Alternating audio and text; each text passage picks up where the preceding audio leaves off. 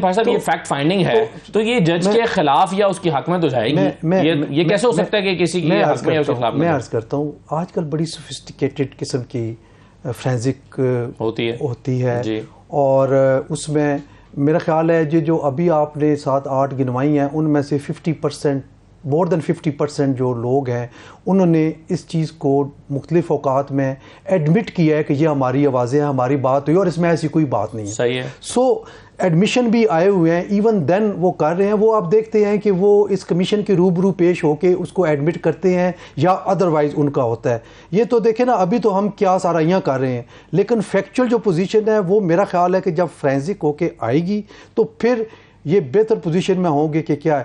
اب اس میں 2 ان کے پاس اختیارات ہیں کمیشن کے پاس, ایک CPC کے تحت یہ کارروائی کر سکتے ہیں, ایویڈنس کلیکٹ کر سکتے ہیں, یہ باقاعدہ لکھا ہوا ہے اس میں. پھر دوسرا جو ہے وہ CRPC اور PPC کے تحت بھی یہ آگے کارروائی, اگر یہ سمجھتے ہیں کہ کوئی فوجداری معاملہ بنتا ہے تو وہ کنسرن میجسٹریٹ کو ریفر بھی کر سکتے ہیں. اس ایکٹ میں یہ لکھا ہوا ہے, یہ سارے اختیارات اس کمیشن کے پاس ہیں.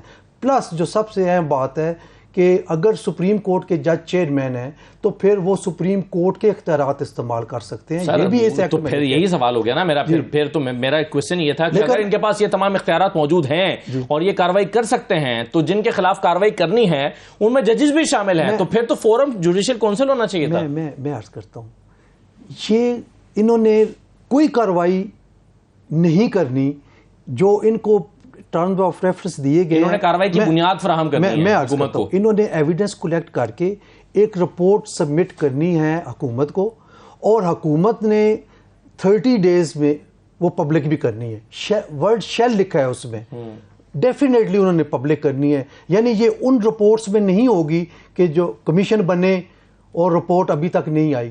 مسنگ پرسن والا وہ اسامہ بن لادن والا وہ ابھی تک رپورٹ نہیں آئی, لیکن اس کی رپورٹ جو ہے وہ keeping in view the formation of commission ہمیں یقین ہے کہ ورڈ شیل پہ ان لیٹر ان اسپرٹ عمل ہوگا. پاشا صاحب سوال پھر یہ پیدا ہوگا کہ اگر تو اس کمیشن نے صرف آڈیو کی اوتھینٹسٹی اور اس کے صحیح یا جینون ہو یا جو ہے وہ جعلی ہونے کا ہی جو ہے وہ انہوں نے انکوائری کرنی ہے, تو یہ کام تو پھر FIA بھی کر سکتی ہے, پھر کوئی اور ادارہ بھی کر سکتا ہے. اس کے لیے جوڈیشل کمیشن ہی بنانے کی کیا ضرورت ہے؟ آپ فورنزک کے لیے دیں, فورنزک رپورٹ آ جائے گی, پتہ چل جائے گا کہ یہ جعلی ہے. آپ کو یاد ہوگا کہ ہم نے ریفرنس فائل کرنے سے پہلے جو مطالبہ رکھا تھا آنریبل چیف جسٹس صاحب سے اور حکومت سے کہ آپ اس کی فرینزک کروائیں اور کلیئر کروائیں, کوئی تحقیق ہونی چاہیے. اگر یہ غلط ہے تو جنہوں نے بنائی ہے ان کے خلاف کارروائی کریں, اور اگر یہ صحیح ہے تو پھر آرٹیکل 209 کے تحت کارروائی کریں. وہ نہیں ہوئی تو مجبوراً ہمیں in history of Pakistan first time یہ ہوا ہے کہ پاکستان بار کونسل نے یا کسی پروونشل بار کونسل نے کسی جج صاحب کے خلاف ریفرنس فائل کی ہے. اس کی مطلب سگنیفیکنس جو ہے اس کو آپ اتنا لائٹ نہ لیں, یہ ایک بہت بڑی بات ہے, چاہے اس کو کمپلینٹ کہیں چاہے ریفرنس کہیں. اب مسئلہ میں آپ کو بتاتا ہوں, وہ یہ ہے کہ کمیشن نے جب تمام سٹیک ہولڈرز کو بلانا ہے, متاثرہ فریق کو بلانا ہے, کوئی بھی شخص پیش ہو کے وہ اپنے بتا سکے گا اگر اس کے پاس کوئی ایویڈنس ہے یا کیا ہے. تو یہ چیزیں کلیئر نہیں ہونی چاہیے. آپ اگر تھوڑا سا ماضی میں جا کے دیکھیں, ماضی قریب میں, تو قاضی فائز عیسیٰ صاحب نے اور جسٹس طارق مسعود صاحب نے چیف جسٹس آف پاکستان کو as chairman supreme judicial council letter لکھا کہ ایک معزز جج ہمارے بھائی ان کے خلاف ریفرنس فائل ہوئے ہیں اور کچھ ایلیگیشنز ہیں, آپ ان کو فکس کریں ریفرنسز کو.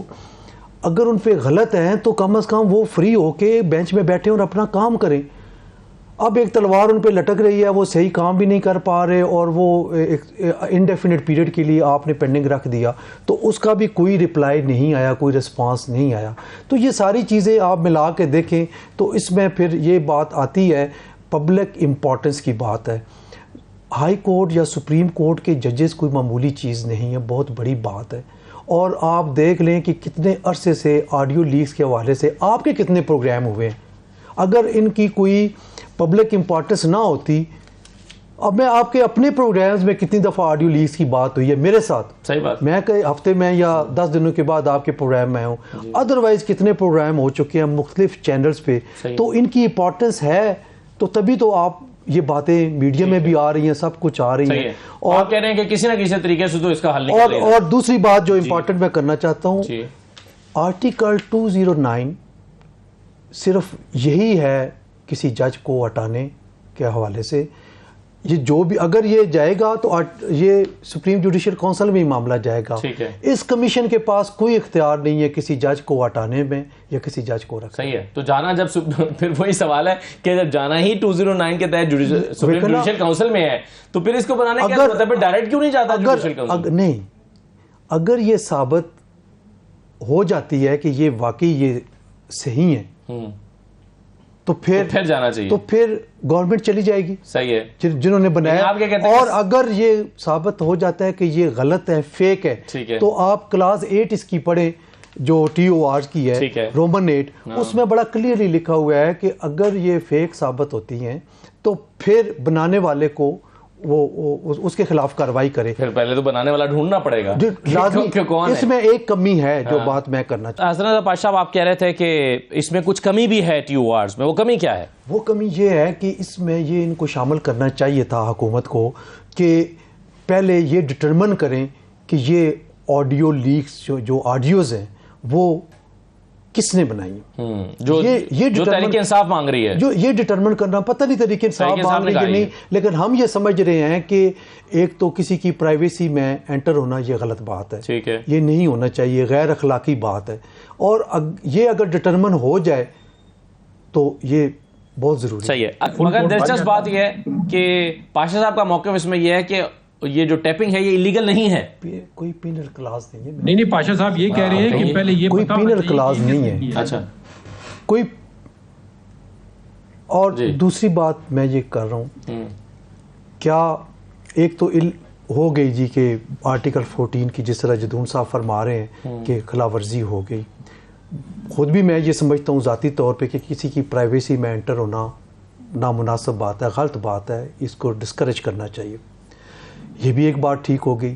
اب ایک چیزیں آ گئی ہیں اور تواتر کے ساتھ آ رہی ہیں اور وہ پھر درست بھی ثابت ہوئی ہیں. مثلا ایک آڈیو لیک یہ ہے کہ جناب وہ میرا کیس اس بینچ میں لگا ہے, اس میں وہ ڈوگر دا کیس اس بینچ لگیا تو اس میں ذرا کہہ دینا, جج میں کہہ دینا وہ واقعی لگا ہوا تھا.